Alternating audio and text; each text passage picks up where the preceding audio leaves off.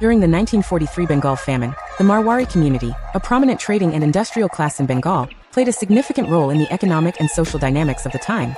Their involvement included 1. Speculation and hoarding. Marwari traders were accused of hoarding essential commodities like rice and engaging in speculative practices, which contributed to the artificial inflation of prices and worsened food scarcity. 2. Control of commodity markets. They dominated industries such as jute, textiles, and grain, using their economic power to manipulate prices and prioritize profits over public welfare. 3. Industrial profits amid crisis. Marwari industrialists such as G.D. Birla benefited from the war economy, as their businesses were deemed essential to the war effort, allowing them to thrive even as millions starved. 4. Labor practices. They were criticized for discriminatory labor practices, particularly against Muslim workers, which fueled resentment and contributed to communal tensions during the Calcutta riots. 5. Relief efforts. While some Marwaris participated in relief efforts, these contributions were often viewed as insufficient and overshadowed by their perceived profiteering during the crisis. 6. Public perception and violence. The Marwaris were widely resented by the local population for their perceived exploitation during the famine.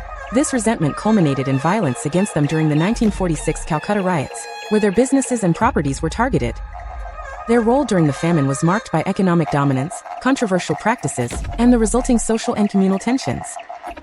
During the 1943 Bengal famine, Marwaris, as a dominant trading and industrial community, played a significant role in food distribution, but their actions were controversial and often criticized. Their involvement included 1. Control of grain trade. Marwaris were heavily involved in the grain trade and controlled a significant portion of the rice and food distribution networks in Bengal. Their influence in the commodity markets allowed them to dictate prices and supply chains. 2. Speculation and hoarding. They were accused of hoarding large quantities of rice and engaging in speculative practices, which artificially inflated prices and worsened food scarcity. This behavior was widely blamed for exacerbating the famine's impact on the poor. 3. Black market operations. Many Marwari traders were implicated in the thriving black market for rice and other essential commodities. This underground trade further destabilized food distribution and made it difficult for the government to regulate supplies. 4. Relief efforts. While some Marwaris contributed to famine relief efforts, their involvement was often viewed with skepticism. Their relief activities were overshadowed by accusations of profiteering and exploitation during the crisis. 5. Tensions with the government. The Marwari community's practices in food distribution drew criticism from both the public and government officials. Their actions were seen as prioritizing profit over the welfare of the starving population. Overall, the Marwari's role in food distribution during the famine was marked by their economic dominance and controversial practices, which contributed to widespread resentment and accusations of deepening the crisis.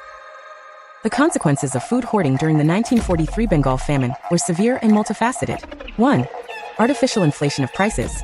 Hoarding created an artificial scarcity of essential commodities like rice, driving prices to unaffordable levels for the poor and middle classes. 2. Worsened food scarcity. Withholding food supplies from the market disrupted distribution systems, making food inaccessible even to those with purchasing power. 3. Increased starvation and mortality.